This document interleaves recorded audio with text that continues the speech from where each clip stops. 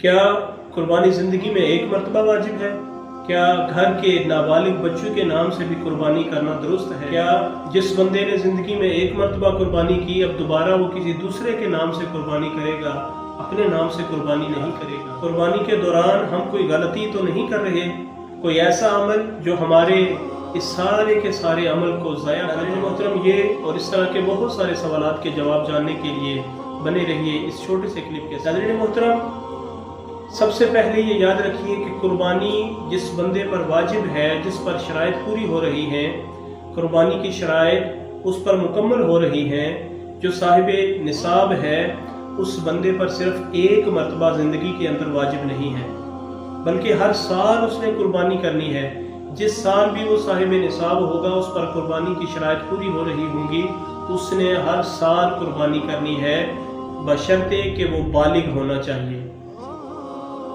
यानी अगर एक फर्द ने एक मरतबा ज़िंदगी के अंदर कुर्बानी की और अगले साल वो कहे कि मैं किसी दूसरे के या तीसरे के नाम के कुर्बानी करूं, तो ऐसा नहीं है। जब तक उस पर वाजिब रहेगी वो सारी ज़िंदगी कुर्बानी करेगा। और इसकी दलील हमें नबी रहमत अलैहिस्सलातु वस्सलाम की हयात तय्यबा से, आका अलैहिस्सलाम के मदनी दौर मुबारक से मिलती है कि हजूर नबी रहमत अलैहिस्सलातु वस्सलाम ने मदनी दौर के अंदर हर साल कुर्बानी की है।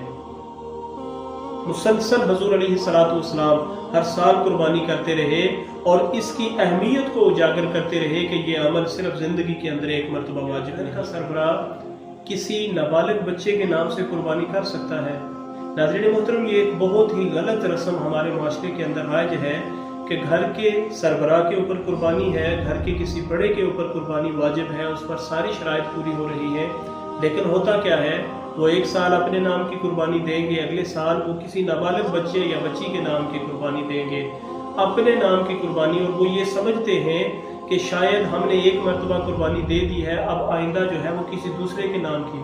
तो ये याद रखिए, अगर जिस बंदे पर कुर्बानी वाजिब है, उसने हर साल अपने नाम पर कुर्बानी देनी है।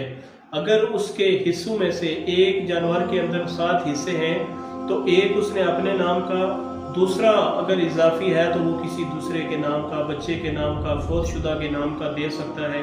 लेकिन सबसे पहले जिस पर कुर्बानी की सारी शराइत मुकम्मल है, वो अपने नाम की कुर्बानी देगा, फिर अगर इजाफी हिस्से हैं तो वो दूसरों के नाम पर देगा। और ये जो सर्कल हमारे माशरे के अंदर चलाया जाता है, ये एक गलत रस्म है कि जिस पर वाजिब है, जिसके ज़िम्मे है, उसके नाम से कुर्बानी नहीं की जा रही। गो के पैसा वही खर्च करता है, जानवर वही खरीदता है, लेकिन अगर किसी नाबालिग बच्चे या किसी फौतशुदा के नाम की कुर्बानी दे दी, तो उस पर से वो जो वजूब का शर्त है वो साबित नहीं होगी।